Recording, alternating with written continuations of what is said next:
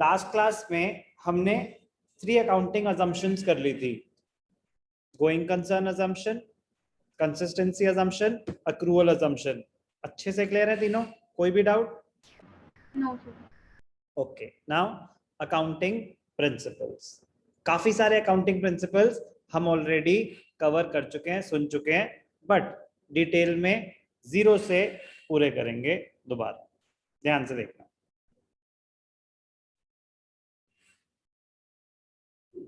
पहला accounting principle, business entity principle. Accounting entity और the business entity principle पहले भी सुन चुके हैं जब हमने कर दी definition of capital.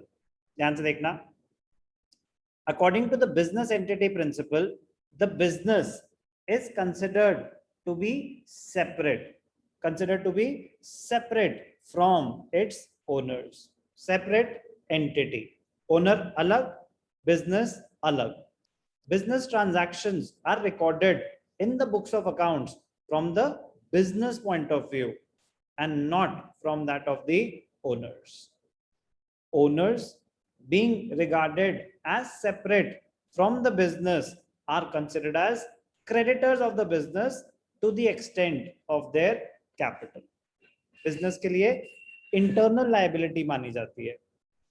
Their account with the business is credited with capital introduced and जो भी profit होगा capital में add हो जाएगा, capital को बढ़ाएगा, जो भी drawings होंगी वो capital को कम कर देंगी, तो drawings हम capital में debit कर देते हैं, profit add कर देते हैं, मतलब capital में credit कर देते हैं. For example, business entity, तो ये हो गया आपका statement कि owner and the business have a separate entity from its owners. ठीक है, फिर उसका impact क्या होगा? तो meaning हो गया ये. फिर impact क्या है? Transactions are recorded from the point of view of the business. तो वो हो गया उसका impact और implication. फिर एग्जाम्पल दे देंगे आप, एग्जाम्पल कैपिटल का दे देंगे.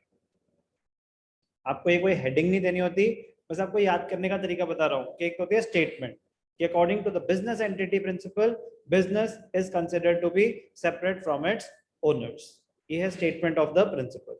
फिर because of this principle, transactions are recorded from the point of view of the business, not the owner.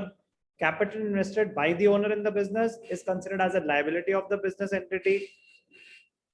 Example, when proprietor introduces capital, जब बिजनेस में पैसा आया तो पैसा तो आया, कैश अकाउंट बढ़ गया, कैश बैलेंस बढ़ गया, it is debited, but capital it is credited.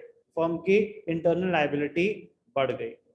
Amount in the credit of the capital is a liability of the enterprise towards the proprietor.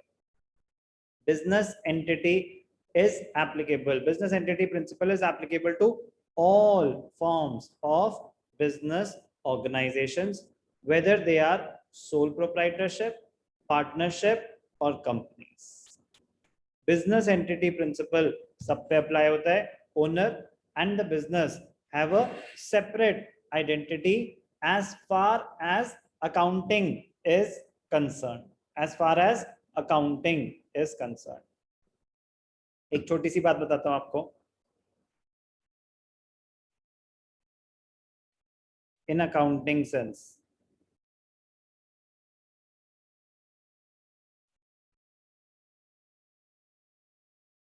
separate entity principle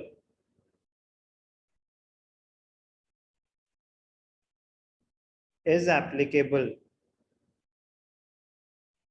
to all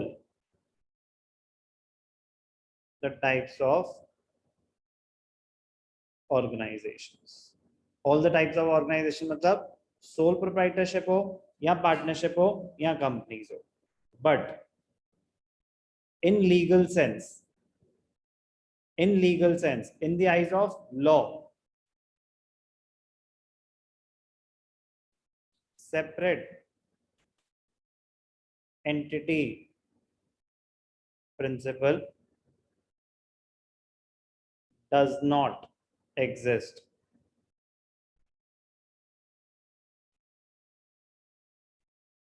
for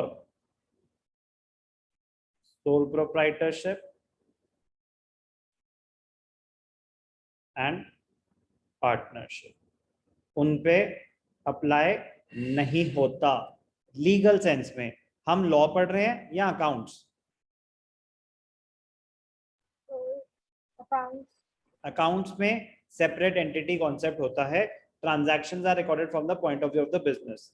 legal sense का मतलब, अब अगर किसी ने case करा और sole proprietorship है, business पे करा या ओनर पे करा, एक ही बात है. अगर बिजनेस पे करा तो किसको पकड़ेंगे? ओनर को ही तो पकड़ेंगे. यस और नो? Yes sir. तो लीगली सोल प्रोप्राइटरशिप और पार्टनरशिप में सेपरेट एंटिटी नहीं होती. लीगली मतलब जब कोई लीगल केस चल रहा हो, लीगल बैटल चल रही हो, तो सेपरेट लीगल एंटिटी नहीं होती ओनर में, सोल प्रोप्राइटरशिप और पार्टनरशिप में. नॉलेज पॉइंट ऑफ व्यू से बता रहा हूँ, इंपॉर्टेंट है, क्योंकि जब आप बिजनेस स्टडीज पढ़ेंगे तो उसमें आप पढ़ेंगे कि सोल प्रोप्राइटरशिप में तो सेपरेट एंटिटी होती ही नहीं. तो कि भैया बिजनेस एंटिटी कॉन्सेप्ट तो कहता है कि सेपरेट एंटिटी होती है. अकाउंटिंग पॉइंट ऑफ व्यू से बात हो रही है, तो बी केयरफुल. तो हम अकाउंट्स पढ़ रहे हैं, तो अकाउंटिंग पॉइंट ऑफ व्यू से business entity principle states that business is considered to be separate from its owners. पहला accounting principle business entity principal.